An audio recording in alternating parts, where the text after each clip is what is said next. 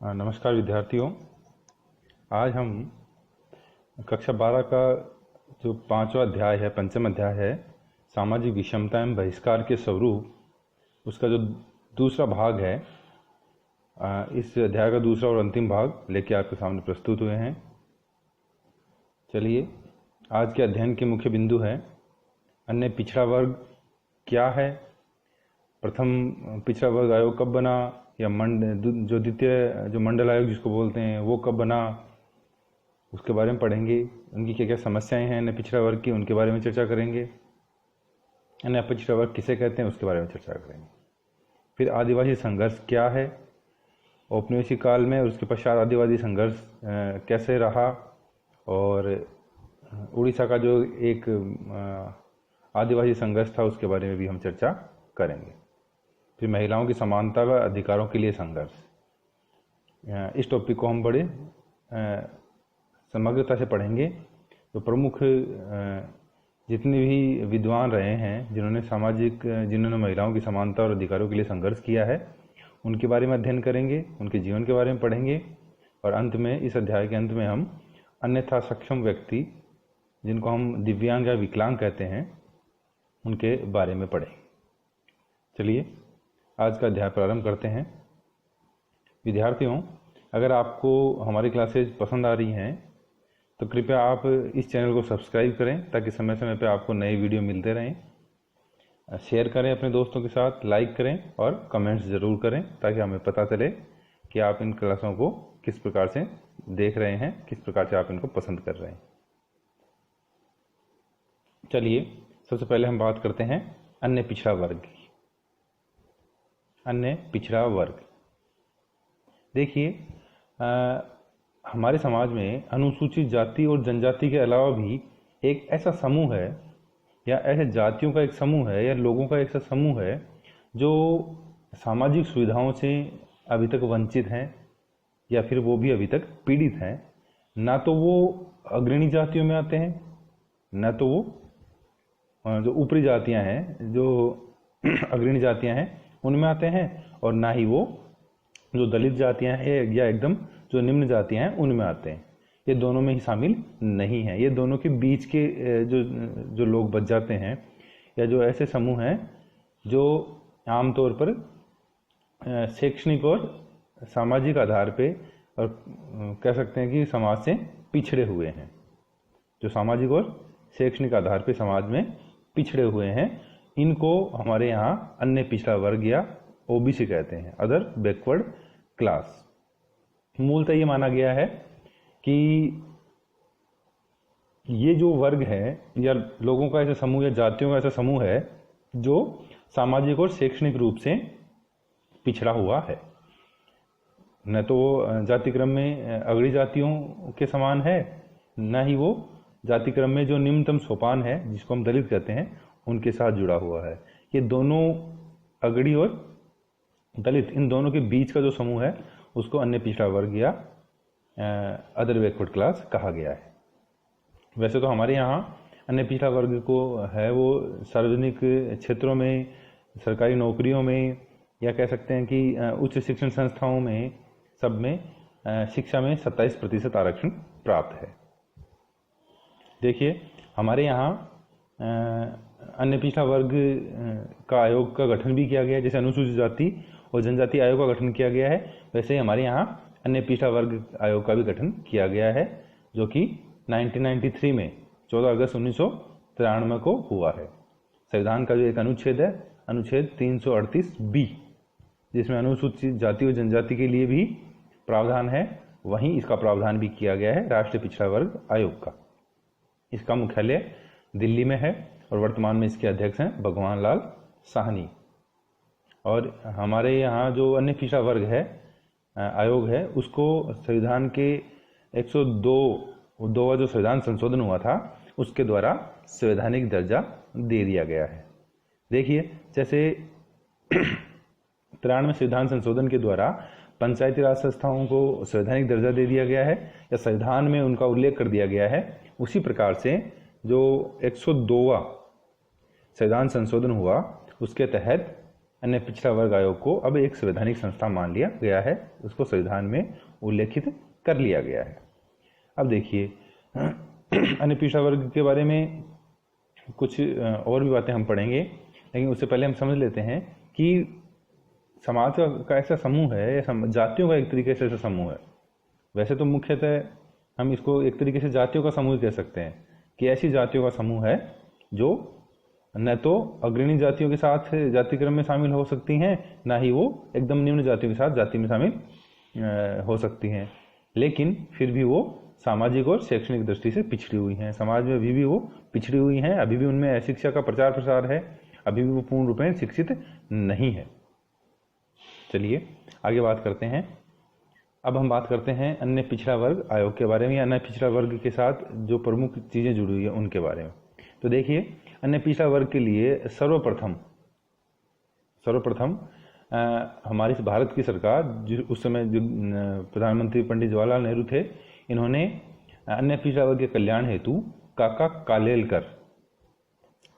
कालेलकर एक प्रमुख शिक्षाविद थे, एक अच्छे पत्रकार और स्वतंत्रता सेनानी थे। उनका पूरा नाम था दत्तात्रेय बालकृष्ण कालेलकर।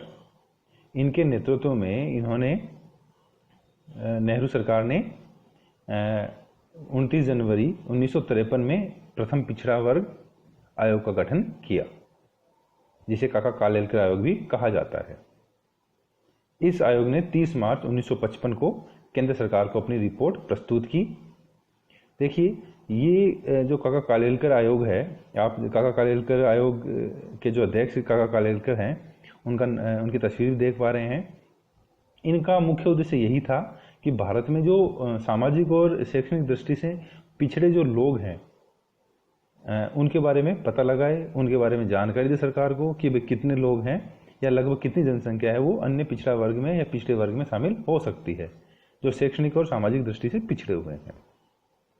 लेकिन काका कालेलकर आयोग ने बताया कि भाई बिना जातियों को या बिना जातियों का नाम लिए हम ऐसा संभव नहीं है कि हम आपको बता पाएं कि भाई कितने लोग हैं वो या कौन से लोग हैं जो पिछड़ा वर्ग में शामिल किए जा सकते हैं या पिछड़े हुए हैं।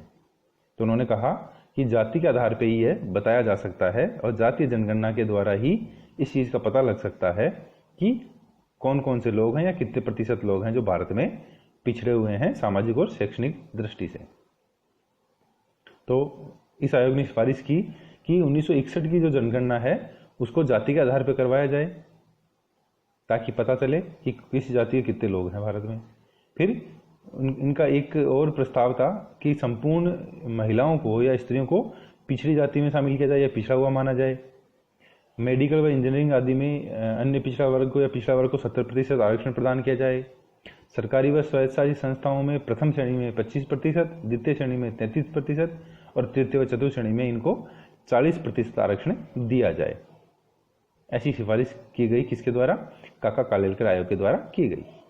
परंतु जो तत्कालीन नेहरू सरकार थी, इन्होंने इनकी सिफारिशें खारिज कर दी। इन्होंने कहा कि नहीं, अगर जाति आधार पर हम इन कुछ जातियों को पिछड़ी जाति मानने लग जाएंगे तो समाज में विद्वेष या समाज में आपस में विरोध प्रकट होने लग जाएगा, या फिर समाज में इससे आपस में एक दूसरे के प्रति घृणा का माहौल उत्पन्न हो जाएगा या जातिवाद को बढ़ावा मिलेगा। इन सब चीज़ों को ध्यान में रखते हुए या कह सकते तत्कालीन परिस्थितियों को देखते हुए नेहरू सरकार ने ये जो आयोग था काका कालेलकर आयोग, इसकी सिफारिशों को लागू नहीं किया, खारिज कर दिया। चलिए फिर आगे बात करते हैं। द्वितीय जो अन्य पिछड़ा वर्ग आयोग बना, जिसको हम मंडल आयोग भी कहते हैं। आप यहाँ देख पा रहे हैं कि जो मंडल आयोग के प्रमुख अध्यक्ष थे, बिहार के पूर्व जो मुख्यमंत्री भी रहे थे बीपी मंडल, इनकी अध्यक्षता में एक आयोग बना था जिसको मंडल आयोग कहते हैं। तो आप देख पा रहे हैं कि तत्कालीन राष्ट्रपति को वो अपनी जो रिपोर्ट है वो प्रस्तुत कर रहे हैं। चलिए चर्चा करते हैं। दूसरा पिछड़ा वर्ग आयोग है वो मोरारजी देसाई की सरकार में। इंदिरा गांधी को हटा के भारत में जो प्रथम गैर कांग्रेसी सरकार बनी थी, उसके जो प्रधानमंत्री थे वो मोरारजी देसाई थे। इनकी सरकार ने बिहार के जो पूर्व मुख्यमंत्री थे बीपी मंडल, या जिनको पूरा नाम था बिंदेश्वरी प्रसाद मंडल, उनके नेतृत्व में 1 जनवरी 1979 को 1979 को इन्होंने क्या किया, मंडल आयोग का गठन किया। इस आयोग द्वारा लगभग 3000 जातियों को सामाजिक व शैक्षणिक दृष्टि से पिछड़ा घोषित कर दिया गया और इन्होंने अपनी रिपोर्ट 31 दिसंबर 1980 को सरकार को सौंप दी। और इन्होंने कहा कि भारत में लगभग 3000 जातियां हैं जो सामाजिक और शैक्षणिक दृष्टि से पिछड़ी हुई हैं, जिनमें अभी भी शिक्षा का अभाव है, जो अभी भी सामाजिक रूप से अन्य जातियों से पिछड़ी हुई है। साथ ही साथ इन्होंने प्रमुख जो सिफारिशें की वो थी कि पिछड़ों को सरकारी सेवाओं में 27% आरक्षण दिया जाए, इनको पदोन्नति में भी आरक्षण दिया जाए, पद की उन्नति, प्रमोशन जिसको बोलते हैं, अनुसूचित जाति और जनजाति की तरह इन्हें आयु में भी छूट दी जाए, अनुसूचित जाति और जनजाति की भांति जो नौकरियों में रोस्टर प्रणाली होती है उसको भी अपनाया जाए, कॉलेज और विश्वविद्यालयों में इनको आरक्षण दिया जाए, वैज्ञानिक, तकनीकी और व्यावसायिक संस्थाओं में इन्हें 27% आरक्षण दिया जाए। साथ ही साथ इनके लिए विशेष कोचिंग की व्यवस्थाएं हों, भूमिहीन मजदूरों को भूमि दी जाए, इनके लिए पिछड़ा वर्ग विकास निगम का गठन किया जाए, राज्य व केंद्र स्तर पर अलग से इनके लिए मंत्रालय का गठन हो, साथ ही साथ पिछड़ा वर्ग आयोग का गठन भी किया जाए। ऐसी प्रमुख जो सिफारिशें थी वो बीपी मंडल आयोग के द्वारा तत्कालीन मोरारजी देसाई की सरकार को प्रस्तुत की गई 1980 के अंदर। देखिए, जो तत्कालीन जो सरकार थी इसने भी वही किया जो नेहरू सरकार के समय हुआ। इन्होंने भी क्या किया, इन्होंने भी जो 80 के अंदर जो बीपी मंडल ने अपनी रिपोर्ट प्रस्तुत की उसकी तरफ कोई ध्यान नहीं दिया। इन्होंने भी किसी न किसी बहाने से उसको ठंडे बस्ते में ही रखा और कभी भी ऐसा प्रावधान या इसको लागू नहीं किया जा सका। लेकिन इसमें एक नया मोड़ आया 1990 में, जिस समय उस समय जो वीपी सिंह थे, विश्वनाथ प्रताप सिंह, उनकी सरकार ने क्या किया, मंडल कमीशन की जो रिपोर्ट थी उसको ठंडे बस्ते से बाहर निकाला। उन्होंने इस पिछड़ा वर्ग आयोग के जिनको 1990 में बाहर निकाला और 7 अगस्त 1990 को उन्होंने इस मंडल कमीशन की रिपोर्ट को आंशिक रूप से लागू कर दिया, जिसके अंतर्गत प्रमुख जो प्रावधान थे जैसे पिछड़ी सरकारी सेवाओं में पिछड़ों को सरकारी सेवाओं में 27% आरक्षण है, पदोन्नति में आरक्षण है, आयु सीमा में छूट है, कॉलेज विश्वविद्यालय में आरक्षण है और क्या बोलते हैं ये रोस्टर प्रणाली है। इन सब चीज़ों को उन्होंने लागू कर दिया था, लेकिन इसको सर्वोच्च न्यायालय में चैलेंज कर दिया गया। सर्वोच्च न्यायालय ने इसके ऊपर फिर तत्कालीन रूप से एक बार तो स्थगन आदेश दे दिए थे और जब एक कोर्ट में बहस हुई इसके ऊपर और जब कई दिनों तक ये कोर्ट केस चला तो फिर उसके बाद में सुप्रीम कोर्ट ने इसको क्रीमी लेयर की बाधा के साथ कि अन्य पिछड़ा वर्ग के अंतर्गत या अन्य पिछड़ा वर्ग में जब लोगों को आरक्षण दिया जाए तो उसके साथ साथ एक क्रीमी लेयर एक शब्द जोड़ दिया गया, क्रिमिनल की एक सिद्धांत जोड़ दिया गया कि अगर इसमें अन्य पिछड़ा वर्ग के अंतर्गत कोई भी व्यक्ति है, अगर उसकी आयु उसकी आय जो कि उन्होंने उस समय 3 लाख निर्धारित की थी, बाद में धीरे धीरे 5 लाख की गई, फिर 8 लाख की गई, तो अगर उस निर्धारित आय से अधिक अगर उसकी आय है तो उसे फिर आरक्षण का लाभ नहीं मिलेगा। वो अन्य पिछड़ा वर्ग में तो अन्य पिछड़ा वर्ग की जातियों में तो शामिल होगा, अन्य पिछड़ी जातियों में शामिल होगा, लेकिन वो क्रीमी लेयर के अंतर्गत आएगा, उसे आरक्षण का लाभ नहीं मिलेगा। और 16 नवंबर 1992 को क्रीमी लेयर की बाधा के साथ मंडल आयोग की सिफारिशों को पूरे देश में लागू कर दिया गया।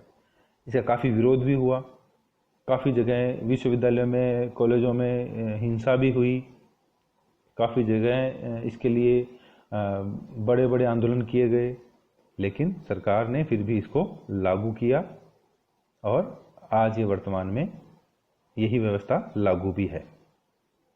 देखिए, मंडल आयोग द्वारा जो अपनी रिपोर्ट प्रस्तुत की गई थी, इसमें उन्होंने भारत में लगभग 52% जो लोग हैं उनको पिछड़ी जातियों के अंतर्गत माना, या उन्होंने माना कि 52% या उससे अधिक जो लोग हैं वो पिछड़ी जातियों में हैं, या पिछड़ी जातियों में ऐसे लोग हैं जो सामाजिक और शैक्षणिक दृष्टि से पिछड़े हुए हैं।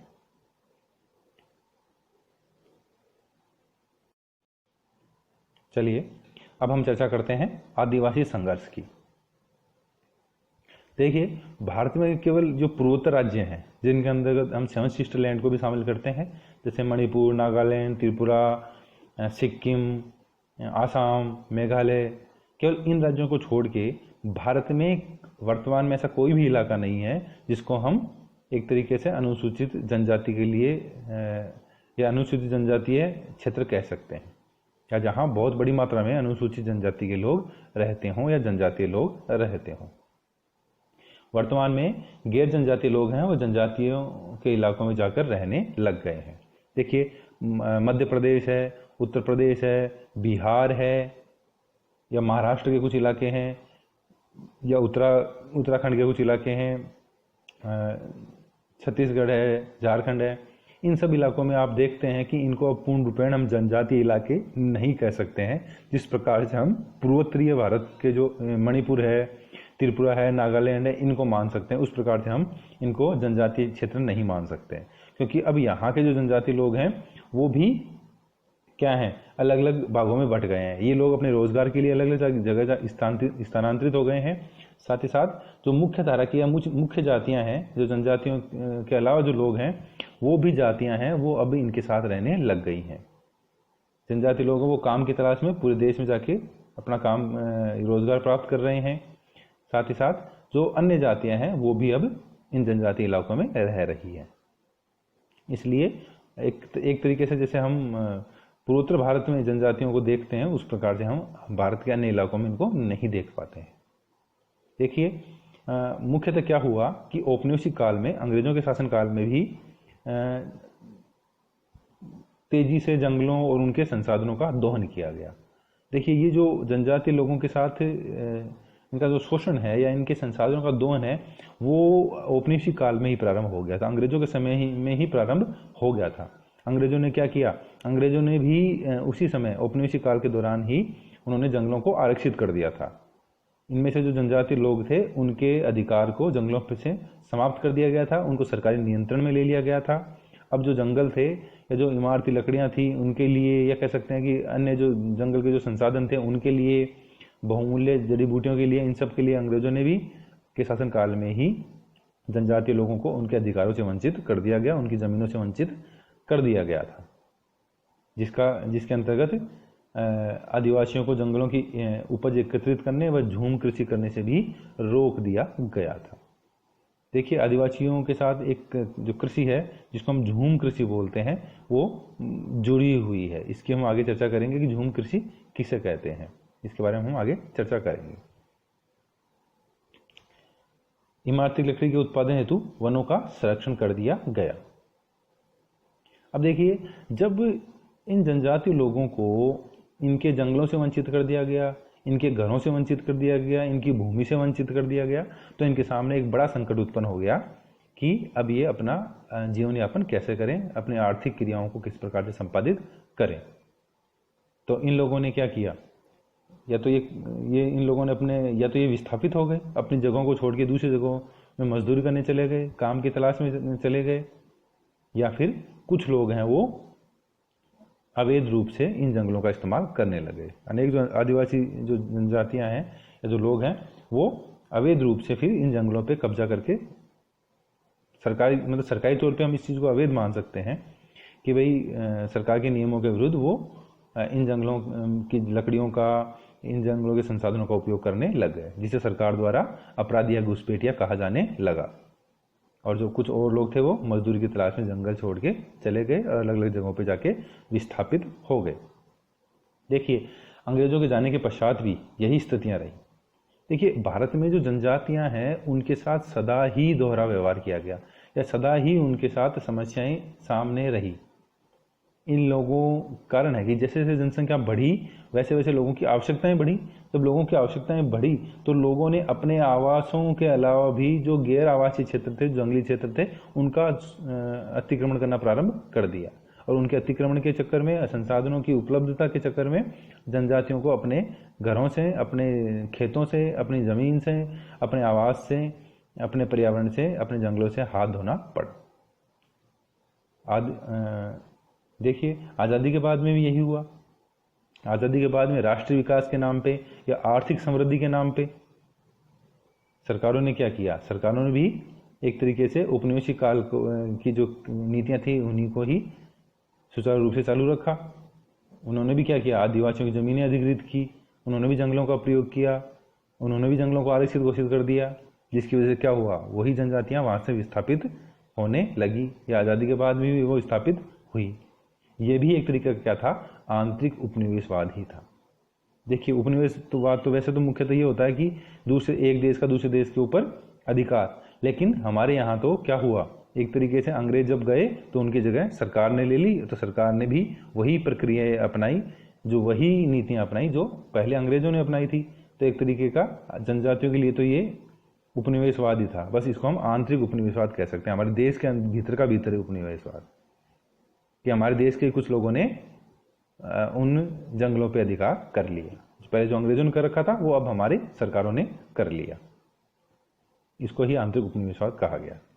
देखिए इसका उदाहरण भी है, इसके लिए खूब ये चर्चा में भी रहे हैं, खूब विवाद भी रहा है इन चीज़ों के ऊपर, और इसके लिए खूब आंदोलन भी हुए हैं।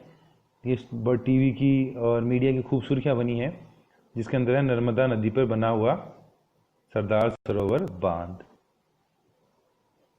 गुजरात में जो नर्मदा नदी है, जिसके ऊपर वर्तमान में भी क्या बनाया गया है? दुनिया की सबसे बड़ी सरदार पटेल की मूर्ति का निर्माण किया गया है। स्टैचू ऑफ क्या बोला गया उसको? यूनिटी। स्टैचू ऑफ यूनिटी, जो सरदार पटेल की मूर्ति का अनावरण किया गया था प्रधानमंत्री मोदी के द्वारा, वो सरदार सरोवर बांध के पास ही या नर्मदा नदी के अंदर ही किया गया है।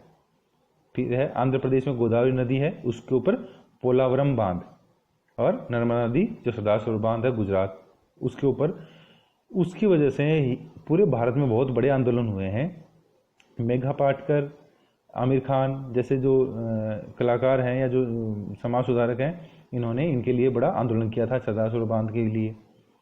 लेकिन जिसका प्रमुख कारण क्या था? जिसका प्रमुख कारण ये था कि उसकी इन बांधों की वजह से उस क्षेत्र के जो आसपास में जो लोग रह रहे थे वो बड़ी मात्रा में विस्थापित हुए। आदिवासियों को अपना घर, अपनी ज़मीन, अपने खेत छोड़ के जाना पड़ा, और सरकार ने उनके पुनर्वास के लिए कोई भी जो भी कार्यक्रम लागू किया वो ठीक रूप से लागू नहीं हो पाया, और जो पुनर्वास की जो योजना थी वो ठीक प्रकार से लागू नहीं हुई। इसलिए लोग काफ़ी मात्रा में बेघर हुए, काफ़ी मात्रा में उनका रोजगार छीन लिया गया, और उनको आर्थिक रूप से और सामाजिक रूप से बड़ा ही नुकसान उठाना पड़ा। देखिए अब ये जो प्रक्रिया थी, इसके अंदर एक बड़ी सहयोगकारी प्रक्रिया, जो कि जनजातियों के लिए तो एक तरीके से कह सकते हैं कि गलत थी या उनके लिए तो नकारात्मक था, लेकिन देश के अंदर 1990 के दशक में, 1993 के लगभग जब हमने उदारीकरण को अपनाया, इस उदारीकरण ने कह सकते हैं कि व्यापार को या कह सकते हैं कि अर्थव्यवस्था को तो गति दे दी, लेकिन जनजातियों के लिए ये और भी बड़ी नकारात्मक साबित हुई। क्योंकि इसकी वजह से क्या हुआ? इसकी वजह से औद्योगिकरण और नगरीकरण तेजी से हुआ, उसकी वजह से जनजातियों की ज़मीनों का अधिग्रहण भी तेजी से हुआ, और उनके विस्थापन की प्रक्रिया भी और तेज हो गई। तो जनजातियों को तो उदारीकरण का नुकसान ही हुआ मूलतः। अब देखिए आदिवासी है, ये शब्द है 1930 के दशक में औपनिवेशिक सरकार, मतलब अंग्रेजों की सरकार और बाहरी लोगों के विरुद्ध संघर्ष हेतु ये शब्द गढ़ा गया था। मतलब आदिवासी या मूल निवासी जो शब्द है वो अंग्रेजों के विरुद्ध संघर्ष करने के लिए प्रयोग में लिया जाता था। अंग्रेजों कह सकते हैं, या उस समय जो साहूकार या जो घुसपैठिए थे, जो जनजातीय क्षेत्रों के अंदर घुसपैठ करते थे या वहाँ इन लोगों की ज़मीन छीनने का प्रयास करते थे, उनसे संघर्ष के लिए इस शब्द का प्रयोग किया जाता था। अनेक जनजातीय समूह सरकारों में बाहरी लोगों से संघर्ष करते रहते थे, जिसमें डिक्कू जनजाति है, इसका भी उल्लेख किया गया है।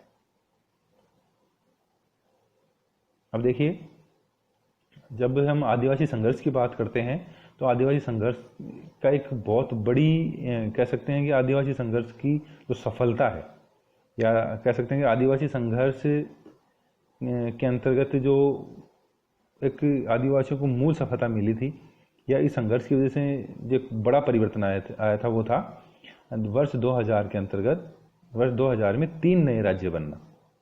आदिवासी आंदोलन की सबसे बड़ी उपलब्धि है मध्य प्रदेश से निकल के छत्तीसगढ़ बनना, बिहार से निकल के झारखंड बनना, और एक राज्य और बना था उत्तर प्रदेश से निकल के उत्तराखंड बनना। देखिए 1 नवंबर को मध्य प्रदेश से निकल के छत्तीसगढ़ बना, 9 नवंबर को उत्तर प्रदेश से निकल के उत्तराखंड बना जिसको उत्तरांचल भी बोलते हैं, और 15 नवंबर सन 2000 को 28वें राज्य के रूप में बिहार से निकल के झारखंड बनना। छत्तीसगढ़ 26वां, 27वां उत्तराखंड और 28वां भारत का राज्य झारखंड बना। देखिए उस समय प्रधानमंत्री अटल बिहारी वाजपेयी की सरकार थी, कुल 25 राज्य थे और ये 3 राज्य बन के फिर 28 राज्य हो गए। और अभी आप जानते हैं कि 29वें राज्य के रूप में वर्ष 2014 में हमारा 29वां नया राज्य कौन सा बना है? तेलंगाना, जो कि किससे अलग हुआ है? आंध्र प्रदेश से। तो 2 जून 2014 को नया राज्य बना आंध्र प्रदेश से अलग होकर तेलंगाना। अब भारत में कुल 29 राज्य हैं और 7 केंद्र शासित प्रदेश हैं। चलिए कुछ चर्चा कर लेते हैं हम 3 नए राज्यों के बारे में। बहुत बार प्रश्न भी पूछा जाता है कि ये नए राज्य कब कब बने। तो देखिए यहाँ आप देख रहे हैं कि उत्तर प्रदेश से अलग होके क्या बना है। ये देखिए यहाँ उत्तर प्रदेश देख पा रहे हैं आप। इस उत्तर प्रदेश से अलग होके यहाँ क्या बन गया? उत्तराखंड बन गया था। पहले ये उत्तराखंड उत्तर प्रदेश का हिस्सा था, ये 27वां राज्य के रूप में बना। फिर देखिए बिहार से अलग होके झारखंड बना। ये बिहार का इलाका है जो कि नेपाल से लगता हुआ है। बिहार और नेपाल में क्या है? बेटी और रोटी का संबंध है। तो ये बिहार से लगता हुआ इलाका है कौन सा? झारखंड। तो बिहार से अलग होके झारखंड बन गया। फिर ये मध्य प्रदेश है हमारा, इस मध्य प्रदेश से अलग होके कौन सा राज्य बना? छत्तीसगढ़। इस प्रकार से 3 नए राज्य 26, 27 और 28। 26वां राज्य झारखंड, फिर उत्तराखंड और फिर छत्तीसगढ़। इस प्रकार से वर्ष 2000 के अंदर 3 नए राज्य बने थे, उत्तराखंड, छत्तीसगढ़ और झारखंड। ये देखिए आप यहाँ मैप में देखेंगे तो आपको पता लगेगा। देखिए उत्तर प्रदेश से अलग होके उत्तराखंड और इसकी राजधानी है उत्तराखंड की देहरादून। फिर देखिए झारखंड कहाँ से? बिहार से अलग होके। ये बिहार की राजधानी पटना और झारखंड की राजधानी रांची, जो कि बिहार से पृथक हुआ है। और मध्य प्रदेश से अलग हुआ छत्तीसगढ़ और छत्तीसगढ़ की राजधानी है रायपुर। चलिए ये 3 नए राज्य आप यहाँ देख पा रहे हैं। सन 2000 में प्रधानमंत्री अटल बिहारी वाजपेयी की सरकार ने ये 3 नए राज्यों का गठन किया था, जो कि एक तरीके से कह सकते हैं कि जिसका एक प्रमुख कारण क्या था। अब देखिए नए राज्य के बनने के पीछे एक प्रमुख कारण ये था कि इन इलाकों में जो हम 3 नए राज्य देख रहे हैं, इन इलाकों में जो जनजातीय आबादी है वो बड़ी मात्रा में संकेंद्रित थी। मतलब बड़ी मात्रा में यहाँ जनजातियों के लोग ही निवास कर रहे थे, तो इसका बेनिफिट मिला। अब देखिए जब जनजातियाँ एक जगह थी तो इन्होंने नए राज्य की मांग कर ली। अगर ये जनजातियाँ बिखरी हुई होती, एक जगह नहीं होती, तो ये नए राज्य की मांग नहीं कर पाते। तो इनके नए राज्य की जो मांग मानी गई उसका एक प्रमुख कारण ये भी था कि ये जनजातियाँ इन क्षेत्रों में क्या थी? संकेंद्रित थी। इन क्षेत्रों में ही विशेषकर वो रह रही थी। तो इसका लाभ किसको मिला? इन जनजातीय लोगों को मिला। अब चलिए चर्चा कर लेते हैं। एक बीच में छोटी सी बात बता देता हूँ, झूम कृषि वाली, जो हमने ऊपर बात की थी कि झूम कृषि क्या है। ये एक आदिम प्रकार की कृषि है। इसके अंतर्गत क्या होता था कि जो जनजातीय लोग हैं वो क्या करते थे? जंगलों के कुछ इलाके को काट के उसमें आग लगा के उसको क्या करे? उस वनस्पति को साफ करके वहाँ उसको काट के जला के उस क्षेत्र को साफ कर लेते थे। और साफ सफाई करने के बाद में अपने जो लकड़ी के औजार हैं वो, या जो सिंपल से जो औजार जो खेती में वो काम लेते थे उनके द्वारा या श्रम के द्वारा, मानवीय श्रम के द्वारा वो क्या करते थे? वहाँ कृषि करते थे। और ये कृषि मुख्यतः किस पे निर्भर थी? प्रकृति पे ही निर्भर थी, क्योंकि सिंचाई की जैसी कोई व्यवस्था यहाँ नहीं थी।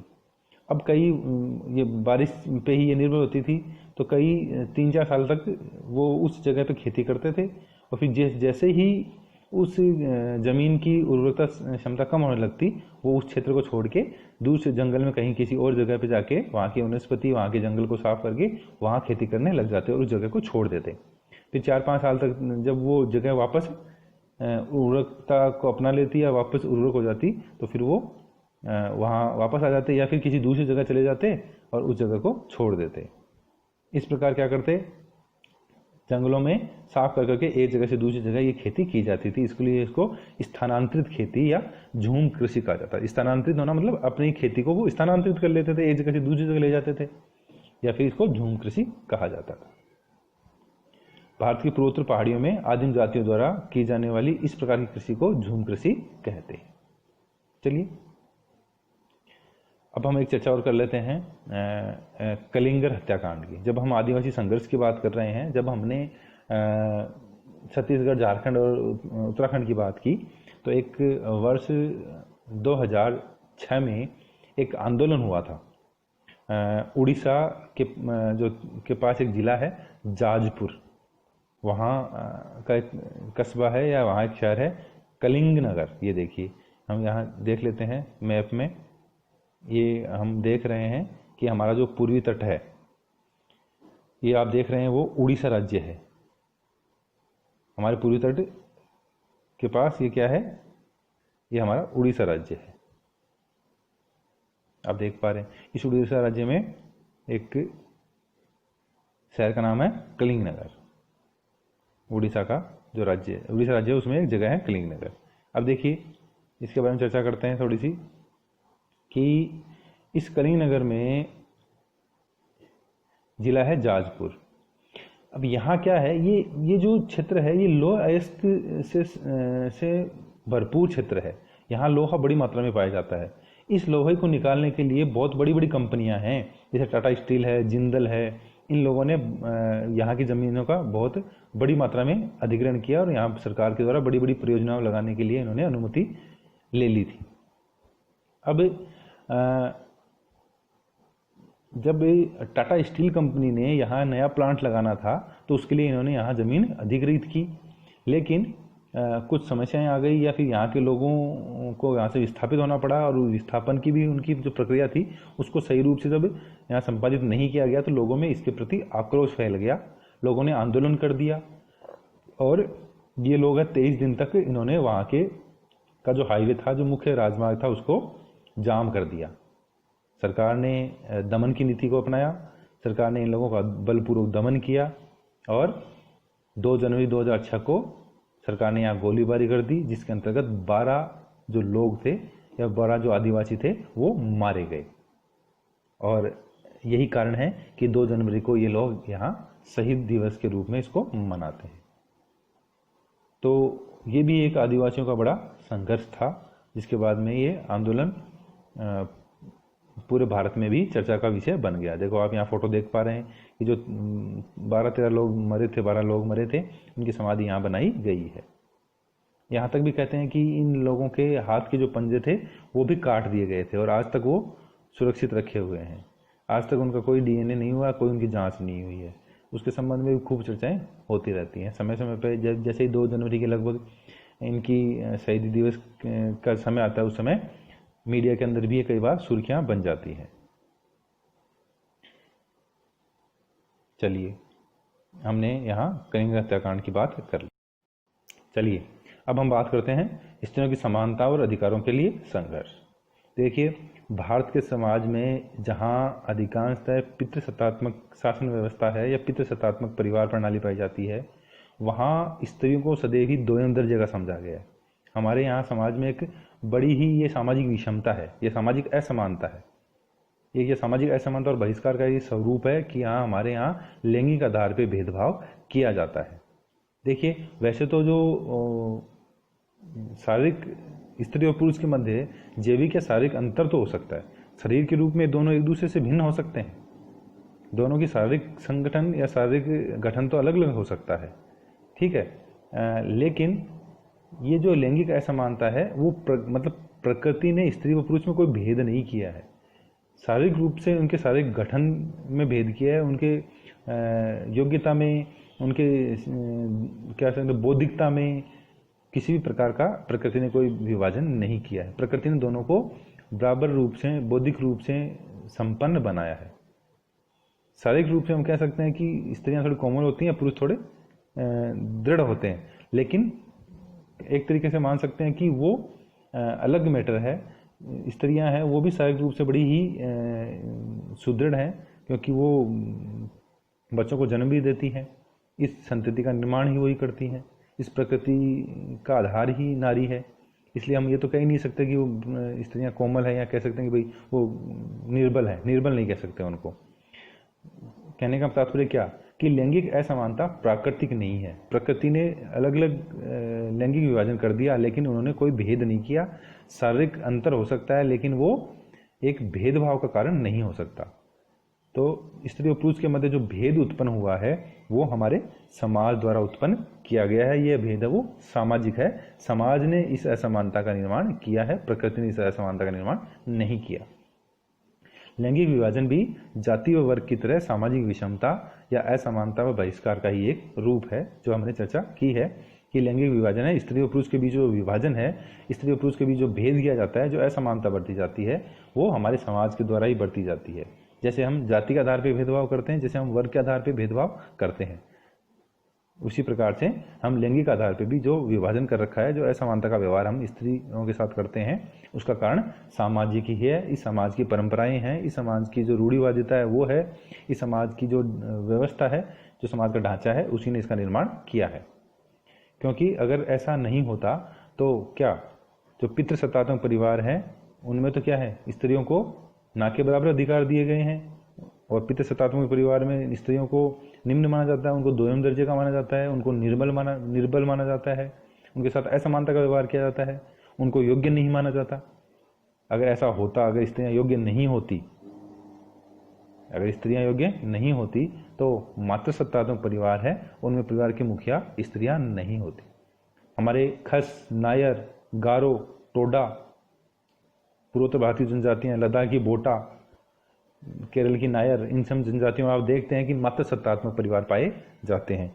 स्त्रियों को परिवार की मुखिया माना जाता है, और परिवार के अंदर जो वंश परंपरा है या जो सत्ता है वो माता से उसकी बेटी को स्थानांतरित होती है, तथा परिवार के सारे जो अधिकार हैं वो स्त्रियों को ही प्राप्त होते हैं। देखिए केरल के नायर है, मेघालय की खासी जनजाति है, इन सब में कौन से वो पाए जाते हैं, मातृसत्तात्मक परिवार पाए जाते हैं। तो अगर स्त्रियां एक तरीके से स्त्रियां अगर योग्य नहीं होती तो फिर परिवार की मुखिया भी नहीं होती। लेकिन मातृसत्तात्मक परिवारों में परिवार की मुखिया भी स्त्रियां हैं, घर का पालन पोषण भी स्त्रियां कर रही हैं, और सत्ता भी माँ से फिर बेटी को स्थानांतरित हो रही है। इसका मतलब क्या कि बौद्धिक रूप से, शारीरिक रूप से या अन्य किसी आधार पे स्त्रियों को हम दोयम दर्जे का नहीं मान सकते हैं, उनको निर्बल नहीं मान सकते हैं, उनके साथ उनको हम कमजोर नहीं मान सकते हैं, या उनको अयोग्य नहीं मान सकते हैं। अब देखिए आधुनिक भारत में स्त्रियों की स्थिति का जो प्रश्न है, या स्त्रियों की स्थिति के बारे में जो सुधार करने के लिए जो आंदोलन है, वो 19वीं शताब्दी के मध्य जो भारत का जो मध्यम वर्गीय जो लोग थे, या जो मध्यम दर्जे के जो लोग जिन्होंने अच्छी शिक्षा प्राप्त की, जिन्होंने औपनिवेशिक काल के दौरान अंग्रेजी शिक्षा प्राप्त की, जो दुनिया में कई जगह घूमने फिरने गए, जब उन्होंने जो स्वतंत्र राष्ट्र थे या यूरोपीय देश थे वहाँ स्त्रियों की स्थिति को देखा, जब उन्होंने शिक्षा प्राप्त की, तब उन्होंने देखा कि स्त्रियों को भी पुरुषों के समान ही अधिकार प्राप्त हैं। इसी की वजह से क्या, इन्हीं से प्रेरणा लेके इन मध्यम वर्गीय समाज सुधारकों ने भारत में भी क्या किया, स्त्रियों के लिए सामाजिक सुधार के आंदोलन चलाए। जैसे राजा राम मोहन राय है, इन्होंने बंगाल में सती प्रथा का विरोध किया। गोविंद रानाडे है, इन्होंने विधवा पुनर्विवाह के लिए अभियान चलाया। महात्मा ज्योतिबा फुले है, वो है, उनकी पत्नी है सावित्रीबाई फुले, इन्होंने आंदोलन चलाया लैंगिक व जातीय अत्याचारों के विरुद्ध। महिलाओं की शिक्षा के लिए, बालिका शिक्षा के लिए इन्होंने योगदान दिया। सर सैयद अहमद खान है, इन्होंने इस्लाम में लड़कियों के लिए, महिलाओं के लिए शिक्षा के बारे में अलग जगाई। सामाजिक सुधार के लिए इन्होंने प्रयास किया। चलिए अब हम जो प्रमुख महिला आंदोलन के जो प्रमुख सूत्रधार रहे हैं, या महिला आंदोलनों को जिन्होंने आगे बढ़ाया है, उनके बारे में चर्चा कर लेते हैं। सर्वप्रथम चर्चा करते हैं राजा राम मोहन राय। देखिए राजा राम मोहन राय है, उनको आधुनिक भारत का जनक या भारतीय पुनर्जागरण का अग्रदूत कहा जाता है? देखिए, बहुत बार प्रश्न पूछा गया है कि आधुनिक भारत का जनक या या फिर भारत में पुनर्जागरण के अग्रदूत कौन थे? तो आप ध्यान रखें, राजा राम मोहन राय है, वो क्या थे? भारतीय पुनर्जागरण के अग्रदूत और आधुनिक भारत के जनक कहा जाता है उनको। अब देखिए, इन्होंने ब्रह्म समाज की स्थापना की थी। ये एक तरीके से क्या थे? बंगाल में जो नव जागरण युग था उसके भी इनको पितामह कहा जाता है, उनके भी इनको जनक कहा जाता है। पैसे से ये पत्रकार भी थे, पत्रकार में इनकी रुचि भी थी। और राजा राम मोहन राय ने एक जो पुस्तक लिखी थी, इनकी प्रमुख पुस्तक थी संवाद कौमुदी और ब्रह्म मैकेनिक मैगजीन। देखिए, ये भी प्रश्न बहुत बार पूछा गया है कि संवाद कौमुदी के लेखक कौन हैं? तो आप ध्यान रखें, राजा राम मोहन राय।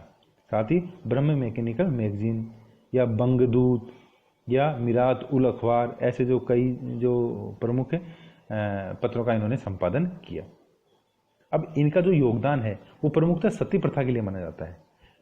1828 में उस समय तत्कालीन जो वायसराय थे लॉर्ड विलियम बेंटिक, इनके साथ इनके सहयोग से इन्होंने क्या किया?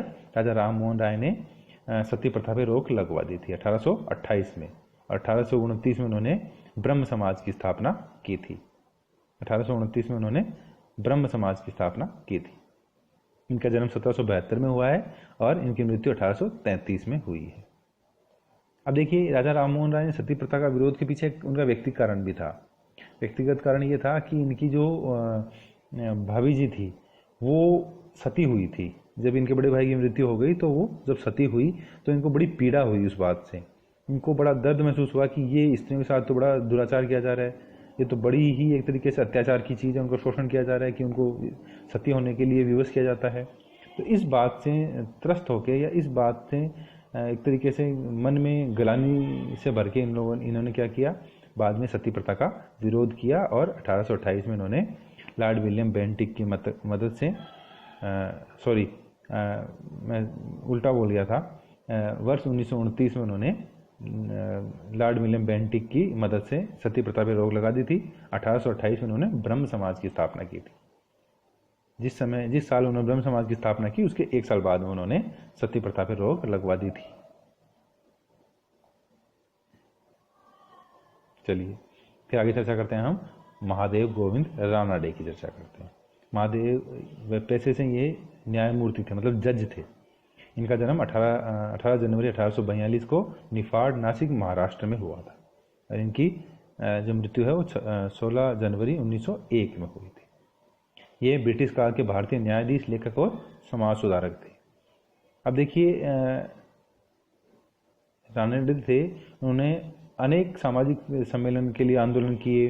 इन्होंने बाल विवाह, विधवा मुंडन, विवाह के आडंबरों या भारी जो आर्थिक व्यय है उसके ऊपर उसका इन्होंने विरोध किया। इन्होंने जातियों के ऊपर जो अत्याचार होते हैं उसके लिए इन्होंने विरोध किया। विधवा पुनर्विवाह, स्त्री शिक्षा भी इन्होंने जोड़ दिया।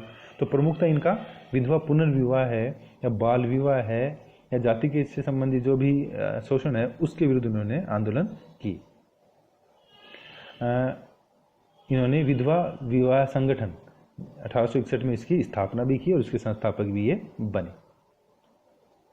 चलिए अब हम चर्चा करते हैं महात्मा ज्योतिबा फुले की। महात्मा ज्योतिबा फुले हैं, उनका पूरा नाम था महात्मा ज्योतिराव गोविंदराव फुले। अब फुले क्यों कहते हैं इनको? फुले का मतलब है ये पैसे से माली समाज से थे और मालियों में भी ये फूल से संबंधित जो बागवानी का काम है वो करते थे, इसलिए इनके नाम के आगे ज्योतिबा फुले लगा दिया जाता है। इनका जन्म 11 अप्रैल 1827 को पुणे में हुआ था। पुणे मतलब महाराष्ट्र के पुणे में।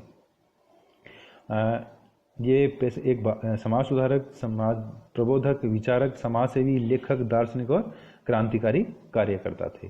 लोग इन्हें महात्मा फुले या ज्योतिबा फुले के नाम से भी जानते हैं। देखिए प्रमुख बात 28 सितंबर 1873 में इन्होंने महाराष्ट्र में सत्यशोधक समाज, ध्यान रखें कि बहुत बार प्रश्न पूछा जाता है कि सत्यशोधक समाज की स्थापना किसने की? तो महात्मा ज्योतिबा फुले ने 1873 में महाराष्ट्र में सत्यशोधक समाज का गठन किया, इस संस्था को बनाया, जिसका क्या काम था? महिलाओं व दलितों के उत्थान के लिए कार्य करना, समाज के सभी वर्गों को शिक्षा उपलब्ध करवाना और भारतीय समाज में जो प्रचलित जाति पर आधारित विभाजन और भेदभाव है उसके विरुद्ध लड़ना। मतलब मुख्यतः जाति के आधार पर जो भेदभाव किया जाता था या जो निम्न जातियों का शोषण किया जाता था उसके विरुद्ध थे। साथ ही साथ ये स्त्रियों की शिक्षा को बहुत जरूरी मानते थे और समाज में शिक्षित होने पर ये बड़ा बल देते थे। इनकी धर्मपत्नी थी सावित्रीबाई फुले। पहले उन्होंने सावित्रीबाई फुले को शिक्षा दी, फिर इन्होंने सावित्रीबाई फुले के साथ मिलकर क्या किया? पुणे के अंदर 1848 में भारत की प्रथम बालिका विद्यालय का शुभारंभ किया। तो पहला जो बालिका विद्यालय है वो इनके द्वारा और इनकी पत्नी के द्वारा, सावित्रीबाई फुले इनकी पत्नी के द्वारा पुणे में खोला गया था 1848 में। इसीलिए इनकी पत्नी है जो सावित्रीबाई फुले, उनको भारत की प्रथम महिला अध्यापिका या शिक्षिका भी कहा जाता है। और ये प्रथम बालिका विद्यालय था भारत का 1848 में, जो उन्होंने पुणे में स्थापित किया था। देखिए 1873 में इन्होंने, मैंने बता दिया, सत्यशोधक समाज की स्थापना की थी और 1888 में मुंबई की एक विशाल सभा में इनको महात्मा की उपाधि प्रदान की गई, इसलिए इनको फिर महात्मा ज्योतिबा फुले बोला जाता है। इनकी प्रमुख पुस्तक थी गुलामगिरी। देखिए इसको अंडरलाइन भी कर लें, आप ध्यान भी रखें, बहुत बार पूछा गया कि गुलामगिरी के लेखक कौन है। तो इनकी प्रमुख पुस्तक थी गुलामगिरी, तृतीय रतन, छत्रपति शिवाजी, राजा भोसला का पखड़ा, किसान का कोड़ा, अछूतों की कैफियत, ऐसी प्रमुख पुस्तकें उन्होंने लिखी। इनकी मृत्यु 28 नवंबर 1890 को पुणे में हुई थी। तो बहुत बड़े समाज सुधारक थे जिन्होंने समाज को एक नई दिशा दिखाई, बालिका शिक्षा के लिए जिन्होंने कार्य किया। चलिए अगली चर्चा करते हैं, सर सैयद अहमद खान। देखिए मुस्लिम समाज में जो एक प्रमुख समाज सुधारक थे जिन्होंने बालिका शिक्षा के लिए कार्य किया, वो थे सर सैयद अहमद खान। देखिए सर सैयद अहमद खान उस समय मुस्लिम समाज में जन जागृति फैला रहे थे, या कह सकते हैं कि स्त्रियों की शिक्षा की बात करते थे, जिस समय मुस्लिम समाज में विशेषकर स्त्रियों की स्थिति बहुत ही निम्न थी। उनको घर से बाहर और बुर्के से बाहर निकलने ही नहीं दिया जाता था, जिनके लिए शिक्षा का कोई महत्व नहीं था। जिस समय स्त्रियों की स्थिति तो निम्न थी, लेकिन मुस्लिम स्त्रियों की स्थिति तो अत्यंत निम्न थी। इनका जन्म 1817 में हुआ, 17 अक्टूबर 1817 को, और इनकी मृत्यु है 27 मार्च 1898 को हुई। भारत में मुसलमानों के लिए आधुनिक शिक्षा की शुरुआत किसने की थी? सर सैयद अहमद खान ने की थी। इन्होंने मोहम्मद एंग्लो ओरिएंटल कॉलेज की स्थापना की थी, जो आगे चल के अलीगढ़ मुस्लिम विश्वविद्यालय के नाम से विख्यात हुआ, और आज भी ये अलीगढ़ मुस्लिम विश्वविद्यालय चलता है उत्तर प्रदेश में। अब देखिए सर सैयद अहमद खान ने इस समय महिलाओं की शिक्षा की बात की। उन्होंने इस समय स्त्रियों को घर में रह के सिलाई सीखने, या जो कह सकते हैं कि घर के जो काम काज करने हैं, बच्चों को पालन पोषण करना है, इसके बारे में महिलाओं को जागरूक करना है, इसके बारे में अभियान चलाए। मतलब अभी इस समय तो हमें ऐसा लगता है कि इन्होंने भी ये कहा कि स्त्रियां घर में ही रहें और शिक्षा ग्रहण करें, बच्चों का लालन पालन सीखें, कढ़ाई बुनाई सीखें और कोई प्रशिक्षण लें।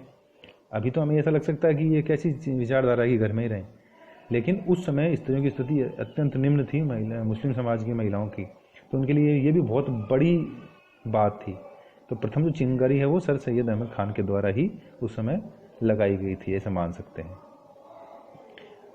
देखिए इन्होंने असबाक ए बगावत ए हिंद नामक किताब लिखी, जिसमें उन्होंने ब्रिटिश सरकार की नीतियों की आलोचना की। देखिए 1858 में इन्होंने मुरादाबाद में आधुनिक मदरसे की स्थापना की, और 1863 में गाजीपुर में एक आधुनिक स्कूल की स्थापना की। इन्होंने साइंटिफिक सोसाइटी की स्थापना भी की। चलिए आगे चर्चा करते हैं हम दयानंद सरस्वती की। वेदों की ओर लौटो, ये नारा देने वाले थे प्रमुख, ये नारा देने वाले थे दयानंद सरस्वती। इनका पूरा नाम था महर्षि स्वामी दयानंद सरस्वती। मूल रूप से जिनका नाम था मूल शंकर तिवारी, इनका जो वास्तविक नाम था वो मूल शंकर तिवारी था। इनका जन्म 12 फरवरी 1824 को टंका गुजरात में हुआ, और इनकी मृत्यु थी वो 30 अक्टूबर 1883 को राजस्थान के अजमेर में हुई, इसीलिए वहाँ महर्षि दयानंद सरस्वती विश्वविद्यालय भी गठित किया गया है। ये आर्य समाज के संस्थापक थे, याद रखने वाली चीज़ है। आर्य समाज के संस्थापक कौन थे? महर्षि दयानंद सरस्वती। और स्वराज्य का नारा सबसे पहले जिस व्यक्ति ने दिया था वो थे स्वामी दयानंद सरस्वती। इसी नारे को फिर लोकमान्य बाल गंगाधर तिलक ने आगे बढ़ाया था। देखिए, स्वामी जी ने 1875 में आर्य समाज की स्थापना की थी बम्बई में। विद्यार्थी ध्यान रखें, बहुत बार प्रश्न पूछा गया है आर्य समाज की स्थापना कब हुई और किसने की। तो ध्यान रखें, 1875 में मुंबई में स्वामी दयानंद सरस्वती ने गुड़ी पड़वा दिवस के ऊपर उन्होंने क्या किया था? आर्य समाज की स्थापना की थी। देखिए, दयानंद सरस्वती है वो नारी जाति को समृद्ध समाज का आधार मानते थे। इसी कारण वो महिला शिक्षा और सुरक्षा की और उनका विशेष ध्यान था। और मूर्ति पूजा, जाति भेदभाव, पशु बलि, महिलाओं को वेद पढ़ने से रोकना आदि का इन्होंने विरोध किया। और इन्होंने एक नारा दिया, वेदों की ओर लौटो। इनकी पुस्तक सत्यार्थ प्रकाश आर्य समाज का एक प्रमुख ग्रंथ है, जो 1875 में इन्होंने हिंदी में लिखी थी। और ग्रंथ की रचना का कार्य स्वामी जी ने उदयपुर में किया था। राजस्थान की जगह है उदयपुर, वहाँ।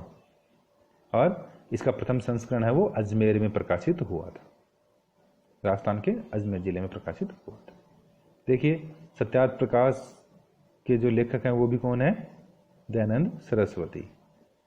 सत्य के लिए प्रकाश या सत्य का प्रकाश, ये इनकी मूल पुस्तक है, जिसके अंतर्गत इन्होंने जो अंधविश्वास है, जो आडंबर है हिंदू धर्म के, इन सबको दूर करने का प्रयास किया। चलिए, अब हम अगली चर्चा करते हैं ताराबाई शिंदे की। उनकी पुस्तक है स्त्री पुरुष तुलना। देखिए, ताराबाई शिंदे हैं वो एक नारीवादी कार्यकर्ता थी जिनका जन्म 1850 में हुआ था। 19वीं सदी के भारत में पितृ सत्ता और जाति का विरोध जिस महिला ने किया था सर्वप्रथम, वो कौन थी? ताराबाई शिंदे। इनकी एक पुस्तक थी स्त्री पुरुष तुलना, महिला और पुरुषों के बीच में तुलना, जो कि 1882 में मराठी में प्रकाशित हुई थी। सबसे पहले ये मूल जो पुस्तक है वो 1882 में मराठी में छपी थी, प्रकाशित हुई थी। इसीलिए इस पुस्तक को पहली आधुनिक भारतीय नारीवादी पुस्तक या पाठ कहा जाता है, कि पहली ये नारीवादी जो आधुनिक पाठ है या जो साहित्य है वो स्त्री पुरुष तुलना नामक इसको ही कहा जाता है। हिंदू धार्मिक ग्रंथों को महिलाओं के उत्पीड़न के स्रोत के रूप में चुनौती देने के कारण ये अपने समय में बहुत ही विवादास्पद पुस्तक रही थी। एक तरीके से ताराबाई शिंदे ने इस पुस्तक के द्वारा जो हिंदू धर्म ग्रंथों में महिलाओं के साथ जो अत्याचार हो रहा था या उनके लिए जो गलत चीज़ें लिखी गई थी, उनका इन्होंने इस पुस्तक में बड़ा विरोध किया। वो जो महात्मा ज्योतिबा फुले थे, उनके साथ जो सत्यशोधक समाज की स्थापना की थी महात्मा ज्योतिबा फुले ने, तो उनके साथ वो पुणे में उसकी संस्थापक सदस्य भी थी। ताराबाई शिंदे का कहना था कि लिंग के आधार पर स्त्री पुरुष के अधिकारों में फर्क करना और दोहरे मापदंड बरतना ये समाज के लिए गलत है। वो कहते थे कि पुरुष अपने आप को स्त्रियों से इतना भिन्न क्यों समझते हैं, स्त्री की तुलना में वह खुद को इतना महान और बुद्धिमान क्यों मानते हैं। अगर वो इतने ही महान है तो फिर अंग्रेजों के गुलाम कैसे बन गए। और उनके बीच ऐसी क्या भिन्नता है कि पत्नी के मरने से पति पर कोई आफत नहीं आती, चाहे वो दूसरा विवाह कर ले, लेकिन पति के मरने पे विधवा स्त्री को दूसरा विवाह करने की अनुमति या पुनर्विवाह करने की अनुमति नहीं है, उसे सती कर दिया जाता है। ऐसी चीज़ें या महिलाओं के विरुद्ध जो अत्याचार होते थे, इसके खिलाफ ताराबाई शिंदे ने आवाज़ उठाई। इनकी पुस्तक का नाम था स्त्री पुरुष तुलना। चलिए फिर आगे बात करते हैं बेगम रुकैया सखावत हुसैन। बेगम रुकैया जिनको कहा जाता है, वो भी महिलाओं के आंदोलन के अंदर एक अग्रणी समाज सुधारक रही है। इनकी एक पुस्तक थी सुल्ताना ड्रीम्स। आप देख पा रहे हैं यहाँ, इनकी पुस्तक का नाम था सुल्ताना ड्रीम्स, सुल्ताना का सपना। इनका पूरा नाम था बेगम रुकैया सखावत हुसैन। देखिए, इनका जन्म 1880 में हुआ था और इनकी मृत्यु 9 दिसंबर 1932 को हुई थी। अविभाजित बंगाल में इनका जन्म हुआ था। उस समय भारत और बांग्लादेश एक ही थे। लैंगिक समानता का संघर्ष में अपना योगदान देने के लिए इनको विशेष रूप से जाना जाता है। साथ ही साथ मुसलमान लड़कियों के लिए, मुस्लिम लड़कियों के लिए इन्होंने पहली पाठशाला खोली थी। और इनकी पुस्तक है सुल्ताना का सपना, जो 1908 में प्रकाशित हुई थी। और इनकी एक और पुस्तक है पदोराग। पदोराग भी इनकी अच्छी पुस्तक है, लेकिन इन जो फेमस हुई थी ये, वो सुल्ताना का सपना नामक पुस्तक से ये हुई थी। 1905 में ये जो सुल्ताना जो सपना है वो 1905 में मद्रास के अंदर एक अंग्रेजी पत्रिका है, द इंडियन लेडीज मैगजीन, उसमें प्रकाशित हुई थी 1905 में। और 1908 में फिर ये पुस्तक के रूप में प्रकाशित हुई थी। ये एक तरीके से क्या कहते हैं, एक नारीवादी काल्पनिक कहानी थी। इस कहानी के अंतर्गत उन्होंने ऐसा स्वप्न लिया कि एक दिन वो ऐसे युग में, या कह सकते हैं ऐसे संसार में पहुंच जाती हैं, ऐसे लोक में पहुंच जाती हैं जहां स्त्रियों के काम तो सारे के सारे पुरुष कर रहे हैं और पुरुषों के सारे काम स्त्रियां कर रही हैं। मतलब पुरुष हैं वो तो घर में रह के महिलाओं की तरह कार्य कर रहे हैं, स्त्रियां घर के बाहर रह के आविष्कार कर रही हैं, वैज्ञानिक उपकरण बना रही हैं, ये सब चीज़ें स्त्रियां कर रही हैं। देखिए इन्होंने भागलपुर बिहार में इन्होंने मुस्लिम लड़कियों के लिए एक विद्यालय खोला था। अब देखिए उस समय केवल यहाँ 5 स्टूडेंट थे। अब क्या हुआ कि इनके पति की जो मृत्यु हो गई और कुछ इनका भूमि का विवाद हो गया। उस विवाद की वजह से 1911 में इनको फिर कलकत्ता शिफ्ट होना पड़ गया, पश्चिम बंगाल कलकत्ता जाना पड़ गया। और फिर इन्होंने वो वहाँ स्कूल प्रारंभ कर दिया और आज की जो बंगाल सरकार है वो भी इस विद्यालय को चला रही है। देखिए बांग्लादेश है, उसमें रुकैया बेगम को बड़ी ही आदर से देखा जाता है, इनको बहुत सम्मान दिया जाता है। इसी की वजह से 9 दिसंबर का दिन है वो रुकैया दिवस के रूप में मनाया जाता है। तो हमने सुल्ताना का जो सपना है उसमें क्या कहानी थी उसके ऊपर हमने चर्चा कर ली थी कि एक ऐसे देश की फैंटेसी रची है जहाँ स्त्रियों का शासन चलता है, सब पुरुष उसी तरह मर्दाने में रहते हैं जिस तरह स्त्रियों को जनाने में रहते हुए देखने के हम आदी हैं। मतलब वही बात कि पुरुषों का काम स्त्रियां कर रही हैं और स्त्रियों का काम पुरुष कर रहे हैं। चलिए अब हम आगे चर्चा करते हैं।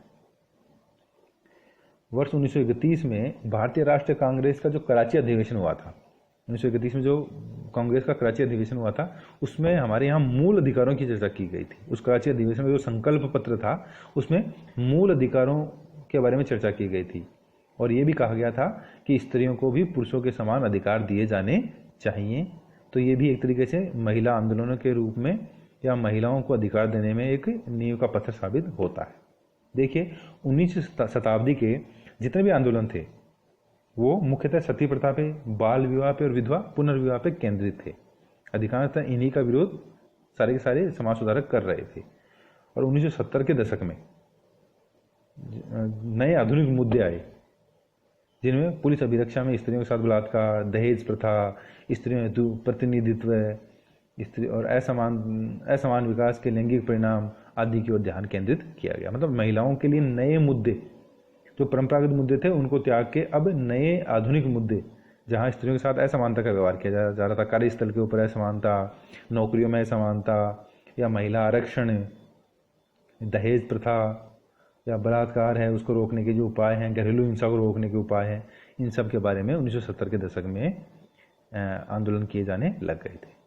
और 1980 के दशक में कानून सुधार है वो मुख्य मुद्दा बना था कि भारत में जितने भी कानून हैं जिनके अंदर महिलाओं के साथ दुर्व्यवहार किया गया है, असमानता बरती गई है, उन सभी कानूनों में सुधार किया जाए।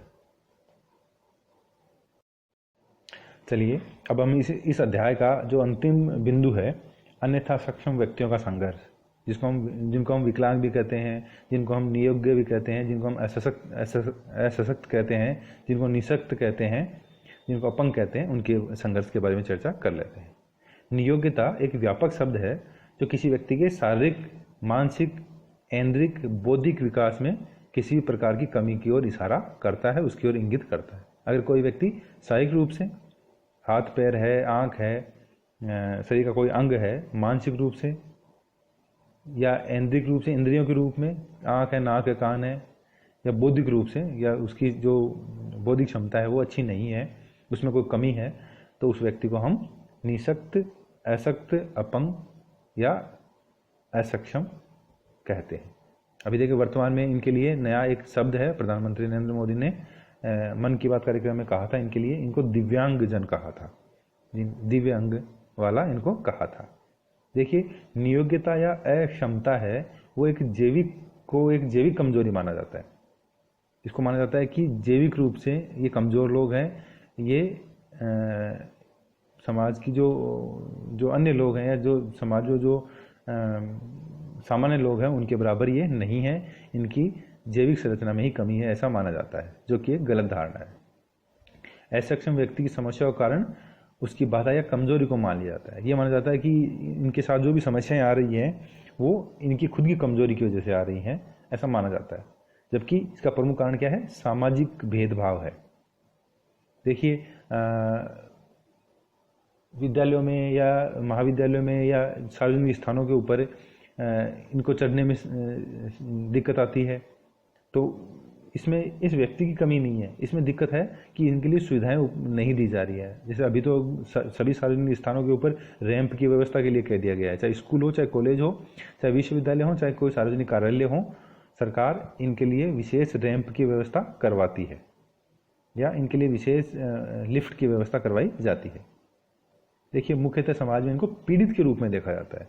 इनको माना जाता है कि ये बेचारा है, ये पीड़ित है, इसके कर्मों का फल है ये, या फिर इनको सहायता की आवश्यकता है, ये बेचारा ये बिना सहायता के ये अब जीवन में कुछ भी नहीं कर सकते, ऐसा माना जाता है, जो कि एक गलत अवधारणा है। देखिए ये जो विकलांगता आंदोलन है या नियोग्य लोगों के लिए जो आंदोलन है, उसके अंदर एक नाम आता है अनीता घई। अनीता घई को विकलांग लोगों के लिए जो आंदोलन हुए हैं या उनके लिए जो अधिकार की बात उठाई गई है, उनमें एक सबसे आगे खड़ा हुआ पाया जाता है, सक्रिय आंदोलनकारी माना जाता है। इन्होंने विकलांग लोगों की इस अदृश्य स्थिति की तुलना एलिसन कॉम इनविजिबल मैन, अदृश्य आदमी के उपन्यास जो था, अमेरिका का एक उपन्यास था अदृश्य मैन, उसके साथ इसकी तुलना की है। अब ये अदृश्य मैन था वो है अमेरिका में जो अफ्रो अमेरिकन रहते हैं, उनके साथ जो रंग भेद या उनके साथ जो प्रजातिवाद की जो असमानता बरती जाती है, उससे ये जुड़ा हुआ था। अभी वर्तमान में हम देख भी रहे हैं, वर्तमान में ये बड़ा मुद्दा बन चुका है अमेरिका में, श्वेत और अश्वेत वाला, तो उसके ऊपर ये पुस्तक लिखी गई थी। देखिए भारत में नियोग्यता, बाधित, असक्षम, अपंग, अंधा या बहरा जैसे शब्द हैं वो अपमान हेतु प्रयोग में किए जाते हैं, जबकि ये गलत धारणा है, ये गलत चीज है, ऐसा नहीं किया जाना चाहिए। चलिए हम आगे चर्चा करते हैं। शारीरिक अपूर्णता दोष या खराबी मानी जाती है, उसे बेचारा कहा जाता है। इसको नियति या भाग्य का दोष माना जाता है, कहा जाता है कि ये तो इसके पुराने पिछले जन्म का या कर्मों का फल है, जो कि एक गलत अवधारणा है। समाज में एक असक्षम व्यक्ति को गलत दृष्टि से देखने का नजरिया है, ऐसा नहीं होना चाहिए। विकलांगता जैविक अक्षमता के कारण विकलांग नहीं होते, बल्कि समाज में इन्हें ऐसा बनाया जाता है। जो बात मैंने कही कि जैविक रूप से वो असक्षम नहीं है, ठीक है, किसी में कोई भी शारीरिक कमी हो सकती है, मानसिक कमी हो सकती है, लेकिन वो ऐसा नहीं है कि केवल उसमें वो एक कमी है तो फिर वो साधारण लोगों की तरह नहीं है। लेकिन समाज क्या करता है, अब उसकी एक छोटी सी कमी को फिर उसके पूरे जीवन के ऊपर आरोपित कर देता है और उसे हमेशा के लिए अपंग और बेसहारा या बेचारा मान लिया जाता है। देखिए अक्षमता, विकलांगता और गरीबी में बड़ा आपस में संबंध है। अगर कोई असक्षम व्यक्ति या विकलांग व्यक्ति गरीब है तो उसके लिए वो बड़ी विकट स्थितियां बना देता है, उससे उसके परिवार पे बोझ भी बढ़ता है। साथ ही साथ ये गरीबी है, उसकी वजह से माताएं हैं वो कुपोषण का शिकार हो जाती हैं, और जब वो बच्चे पैदा होते हैं, वो कुपोषित बच्चे पैदा होते हैं, तो आगे जाके वो विकलांग भी बन जाते हैं। और विकलांग बच्चों की संख्या में भी वो इजाफा कर देते हैं। तो एक तरीके से हम कह सकते हैं कि विकलांगता है, अगर गरीबी उसके साथ जुड़ गई तो वो एक अभिशाप की तरह उसके साथ जुड़ जाती है। देखिए 3 दिसंबर को अंतर्राष्ट्रीय विकलांग दिवस मनाया जाता है, जो कि 1992 से प्रारंभ हुआ था।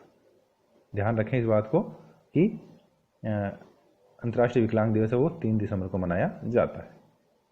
देखिए अनुच्छेद 41 के तहत निःशक्त जनों को लोक सहायता उपलब्ध करवाने की व्यवस्था की गई है संविधान के अनुच्छेद 41 में।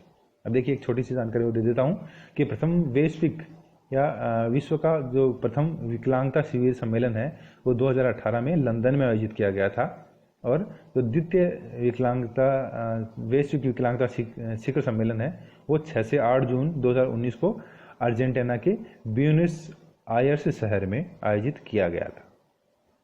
ये देखिए यहाँ हम देख पा रहे हैं, जिसकी थीम थी विकलांग व्यक्तियों के नेतृत्व व उनकी भागीदारी को बढ़ावा देना। देखिए विकलांगों के लिए अनेक प्रकार के कानून भारत में बनाए गए हैं उनकी सुरक्षा के लिए, जैसे विकलांगजन अधिनियम है 1995, जिसके तहत भारत के संविधान में उनके लिए 3% आरक्षण का प्रावधान किया गया है। जितनी भी सार्वजनिक संस्थाएं हैं, विश्वविद्यालय हैं, कॉलेजेस हैं, उच्च शिक्षा है, उनमें इनके लिए 3% आरक्षण का प्रावधान किया गया है। मानसिक स्वास्थ्य अधिनियम 1987, राष्ट्रीय ट्रस्ट अधिनियम या राष्ट्रीय न्यास अधिनियम 1999, भारतीय पुनर्वास परिषद अधिनियम 1992, ये सब हैं वो असक्षम या विकलांग लोगों के कल्याण के लिए सरकार के द्वारा प्रमुख कानून बनाए गए हैं।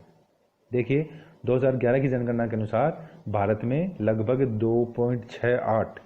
2.68 करोड़ लोग हैं वो विकलांगता के शिकार हैं, जो कि कुल जनसंख्या का 2.23% है। ठीक है, माना जाता है कि विश्व के लगभग 15% लोग हैं वो विकलांग है। संयुक्त राष्ट्र संघ के द्वारा ये माना गया है कि लगभग 15% लोग वो दुनिया में विकलांग हैं। भारत में सर्वाधिक विकलांग है वो जम्मू कश्मीर, महाराष्ट्र और उड़ीसा में है।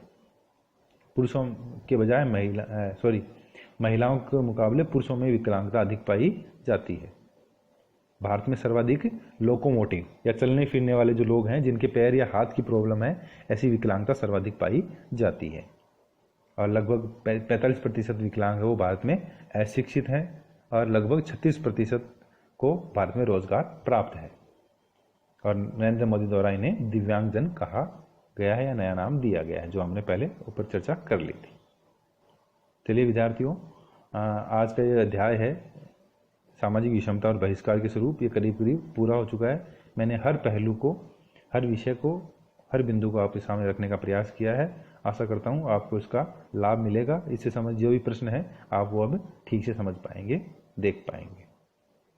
अगर आप इसके PDF नोट्स चाहते हैं तो हमारी जो वीडियो है उसके डिस्क्रिप्शन बॉक्स में जाके आप ये फाइल डाउनलोड कर सकते हैं। अगर आपको क्लासेस पसंद आ रही हैं तो प्लीज़ आप इनको शेयर करें, कमेंट्स करें, इसको वीडियो को लाइक करें। बहुत बहुत धन्यवाद।